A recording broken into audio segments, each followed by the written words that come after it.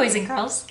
This week for writing, we are going to take our notes from last week and turn them into a paragraph. So we're going to imagine that we work at the Baseball Hall of Fame and they're doing an exhibit on the Achara family, but they need us to write the plaque that goes next to it and tells about the family.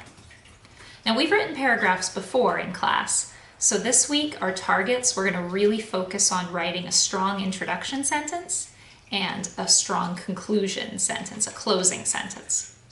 So, earlier this year we talked about thinking about a paragraph like a burger. You've got your introduction sentence and your conclusion sentence are like the buns on the top and bottom, and then you have all your juicy details in the middle. So your list from last week is actually going to be all your juicy details. Go get your list from last week and some paper and a pencil to write with, and I'll see you in a minute. Okay, so now that we've got our materials, we can begin. Our introduction sentence needs to introduce our topic, the Achara family, and get museum guests curious about them so they keep reading our paragraph and keep looking at the exhibit.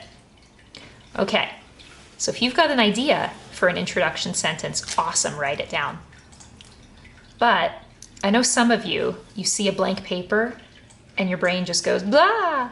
How do I write an introduction sentence? There's so much blank paper. One of my old English teachers told me a trick. Don't start with the beginning, start with the middle. We already did the middle last week when we made our list. Your list of important events is all your juicy details to go in the middle of your paragraph. I'm going to skip a couple lines at the beginning so I have space for my introduction. I'll save that space up there. And I'm going to start writing all of my details from the list now. So pause the video, use your list, and start adding details. Then come back, and once we have the middle, we'll go back and write the beginning. I'll see you in a minute. Okay, I'm not quite done writing yet, but I want to talk you through what I'm doing here. So I've got my blank for the introduction, and I'm taking my list and I'm just copying the sentences that I highlighted last week.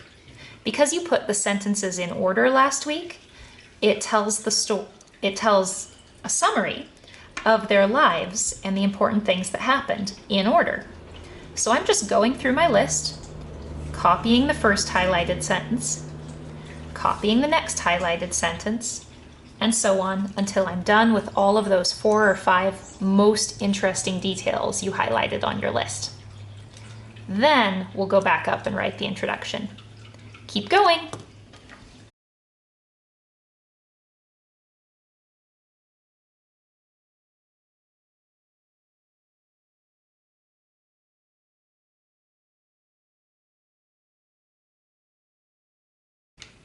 Whew, okay, we've written the middle of our paragraph. All our juicy details are right here in order. Now that we have something to introduce, it's easier to go back and write the introduction. Okay, so I want to tell that this paragraph is going to be about the Achara family, and I want to get people curious. Maybe I'll write something like, for the Achara family, baseball wasn't just a hobby, it was the family business. I don't know, something like that. Take a minute and think of your introduction sentence while I work on mine. Finally, we need to write our closing sentence. Now, your closing sentence should be similar to your introduction sentence. They're both 2 sides of the same burger bun, remember? But this is the finale. It's the last thing people read, and it's what they're going to remember the most. So this is also a chance for you to go big. You can even make a text-to-world connection here if you're feeling it.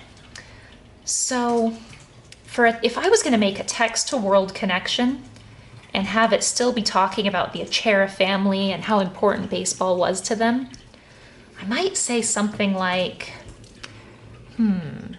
next time you play ball with your family, remember one of the greatest baseball families of all, the Acharas. Or something like that. You can come up with your own great idea for there. Just remember that it should be similar to your introduction. It should be something that you want people to remember about the Achera family. And if you're feeling ready for it and you've got something, make a text to world connection. Go big. This is the finale of your paragraph. We did it. We've written our paragraph. It's almost ready to go up on the plaque. Let's take a moment to make sure it makes sense. Reread your whole thing from the beginning to the end. Maybe read it out loud to someone at home with you. And make changes if you need to. Also, you'll notice that there's a few things in mine that don't actually follow the rules of a paragraph because it was just my rough draft. And this is my chance to fix them. Now, if you look down at the bottom, remember paragraphs have an indent at the beginning, and then there's words. Just pretending these are words because it's my example. And you just continue on to the next line and the next line, and you just keep typing your sentences until you reach the end of the paragraph. You'll end up with something that's shaped like this, with an indent at the beginning, and then the rest just goes after it. So if you look back at mine, I didn't actually put the indent at my beginning because I was just getting my words onto the paper. So I'm going to use a different color and just make an arrow to remind myself to indent it.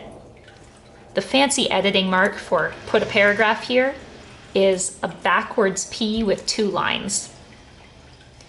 Also, I skipped a line here, but you don't do that in the middle of a paragraph. So I'll just make a little arrow reminding myself not to skip that line. Everything else looks like a paragraph. As you're rereading it, if you spot a place where you should have done a capital or you forgot a period, this is also a good moment to put those in before you go type. All right, mine is ready to get the computer and type my final copy. When you feel ready with yours, go get your computer and do the same. That's all for now. See you in the next video.